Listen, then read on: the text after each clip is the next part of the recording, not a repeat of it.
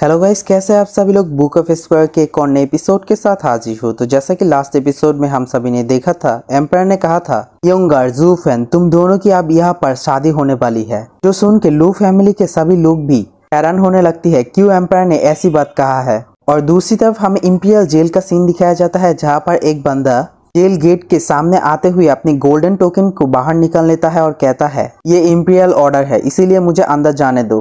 तो फिर उस गोल्डन टोकन को देख के वो बंदा जेल गेट को खोल देता है, जिस वजह से वो इंपीरियल जनरल अंदर की ओर जाता है, जहाँ पर वो नीचे की फ्लोर में जाता है। वहाँ पर ही एक गेट होता है, तो उस गेट को खोल के वो फिर से नीचे जाने लगता है। ऐसे ही बहुत सारे गेट को खोलते नीचे की ओर जाने लगता है। तो फिर वो बंदा एट लास्ट 18 गेट के सामने आता है और फिर 18 गेट को खोल लेता है, जिसके अंदर कोई तो बैठा होता है। वो बंदा और कोई नहीं बल्कि गूस एंड टॉम होता है। गूस एंड टॉम उस जनरल से कहता है इस बार वो बुरा आदमी मुझसे क्या करना चाहता है। तुम लोग हमेशा मदद के लिए मेरे पास आते हो और फिर काम पूरा होने के बाद मुझे फिर से इस केस में बंद कर देते हो। और फिर गुस्सा होते हुए उसकी तरफ देखता है और कहता है 300 सालों से मैं मेरे वादा पर कायम हूँ और तुम्हारी इस घटिया शर्त को पूरा कर रहा हूँ। अपनी रेस को रिलीज करते हुए कहता है मुझे इतना गुस्सा आ रहा है कि मैं सिर्फ तुम लोगों के ऊपर रहम कर रहा हूँ, नहीं तो इतना घटिया खाना मैं 300 सालों से भी नहीं खाया। शायद से वो वाला हाउस 1 लेवल की है।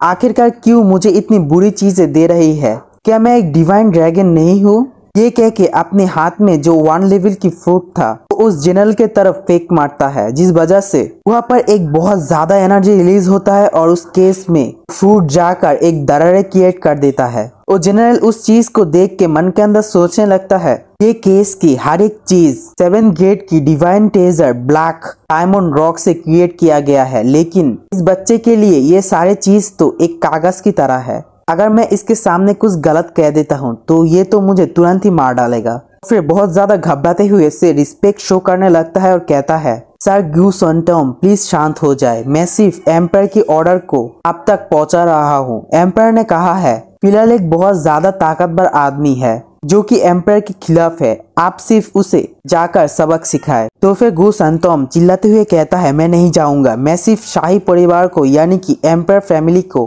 प्रोटेक्ट करने की वादा किया है, लेकिन ये लोग तो मुझे सरासर काम पे लगा दिया है। और फिर गुस्सा करते हुए उससे कहने लगता है ये चीज उससे संबंधित नहीं है, इसीलिए ये काम आप लोग खुद ही करो। तो फिर वो जनरल अपने घुटनों में आ जाता है और कहता है सर आपके जैसा इतना ताकतवर टियानियन में कोई भी नहीं है, लेकिन एक बंदा है जो कि बहुत ज्यादा ताकतवर है, इसीलिए एम्पायर ने मुझसे कहा है मैं आपको बताऊं, क्योंकि उसके बराबरी कोई भी नहीं कर सकता सिवाय आपके। और एम्पायर ने और भी कहा है अगर आप उसे हरा देते हैं तो आपके भोजन के लिए और भी ज्यादा हाई ग्रेड की हर्ब्स को दिया जाएगा और आपको फास्ट ग्रेड की मटेरियल को खाने की और कोई जरूरत नहीं पड़ेगा।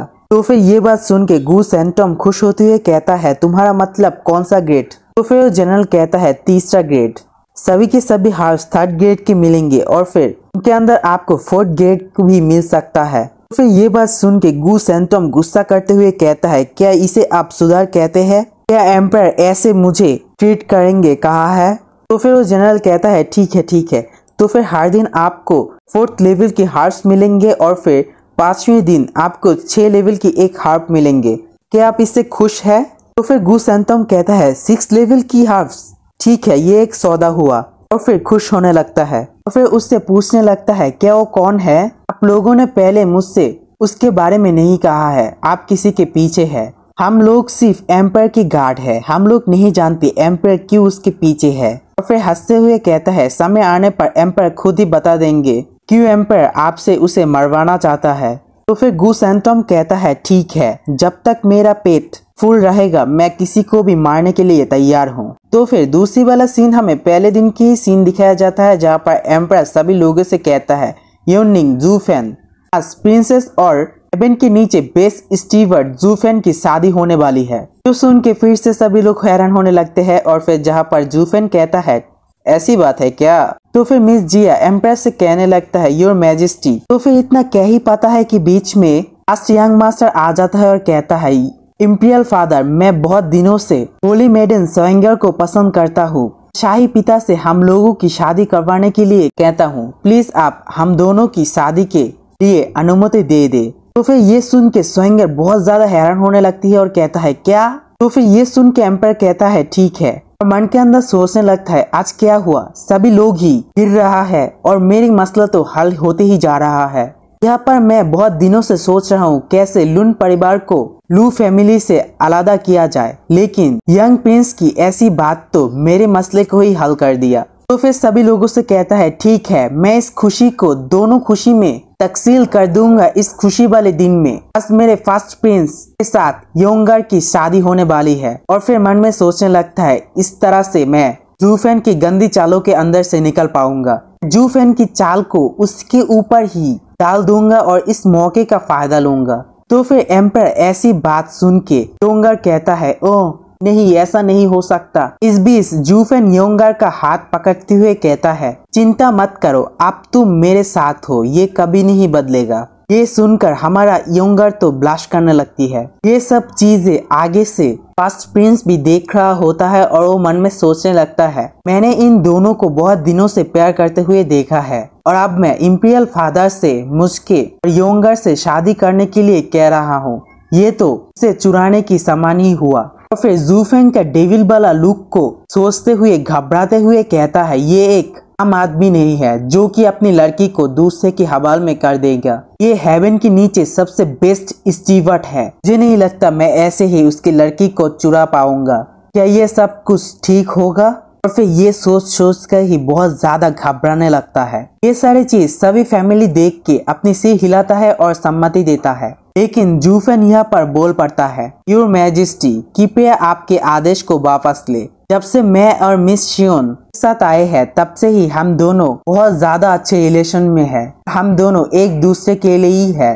ये सुन के मिस स्विंगर तो बहुत ज्यादा ब्लश करने लगती है। और फिर ये बात इनसे सुनकर कहता है ये नहीं हो सकता है क्योंकि मैं और स्विंगर एक दूसरे के बहन लगते हैं। हम दोनों एक दूसरे को बहुत दिनों से जानते हैं। इसी वजह से अगर स्विंगर और तुम्हारे बीच कुछ भी होता तो मैं एक पल में ही समझ जाता। तो फिर जूफेन कहता है इस बात को नहीं टाला जा सकता है। निस्संदेह से आपको इस बात का एहसास हुआ होगा और आपके अलावा भी टू फैमिली के हर एक बंदा भी इसके बारे में जानता है। क्या वो रात याद है जो कि तुमने मुझे जश्न बनाने के लिए आमंत्रित किया था? वो रात मैं और कोई नहीं बल्कि योंगर से बिताया था। ये बात सुन के योंगर तो शर्म से लाल पीला होने लगता है। मन के अंदर सोचने लगता है जूफेन ऐसी बात कैसे कर सकता है। शर्म से उसका मुंह नीचे की ओर आने लगता है, लेकिन जूफेन उसका हाथ पकड़ते हुए ऊपर की ओर उठा लेता है और कहता है फिर एम्पायर से कहने लगता है टू फैमिली के सभी लोग ही इसके खिलाफ नहीं है। सभी लोग ही हम दोनों के बीच जो कुछ है उसे सम्मति देता है, क्योंकि जब हम लोग हमारा काम कर रहे थे तब सभी लोग ही आ गया था और देख लिया था कि हम दोनों के बीच में क्या हुआ था। ये बात सुन के तो इस योंगर भी बहुत ज्यादा शॉक्ड हो जाती है, क्योंकि यहाँ पर तो जूफेन उस रात की हर एक चीज को डिटेल के साथ बता रही है। तो फिर यूनहाई मन में सोचने लगता है मुझे लगता है जूफेन को मेरी मदद की जरूरत है।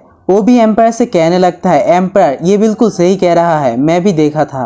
तो फिर ये बात सुन के एम्पायर थोड़ी देर हाथ फेरने लगता है और फिर कहने लगता है अगर इतना ही हुआ है तो कोई बात नहीं, शादी काल हमेशा की तरह ही होगा। तो फिर ये सुन के योंगर कहता है क्या ये कैसे हो सकता है, ये चीज क्यों शादी के अंदर तोड़ नहीं डाल सकता है। तो फिर जूफेन अपनी डेविल वाला स्माइल देते हुए कहता है योर मैजेस्टी आप शायद समझा नहीं। अगर मैं ऐसा महसूस नहीं करता मुझे किससे शादी करनी है और किससे नहीं, तो फिर दुनिया में कोई भी नहीं है जो कि मेरे फैसले को बदल सकता है। तो फिर ये बात सुन के एम्पायर बहुत ज्यादा गुस्सा हो जाती है और अपनी पावर को रिलीज करते हुए अपने हाथ को टेबल के अंदर मारता है और कहता है कैसे, मैं यह का शासक हूँ, मैं हूँ द किंग टियानु के एम्पायर, मैं जो कहता हूँ वही सही है और उसे तुम्हें मानना ही होगा। जूफेन तुम्हें कैसे मेरे ऑर्डर पर सवाल उठा सको। तो फिर ये चीज देख के जूजी चैंगफेंग सोचने लगता है इतने लंबे समय के बाद आखिरकार एम्पायर इस बारे में कार्रवाई कर रहे हैं।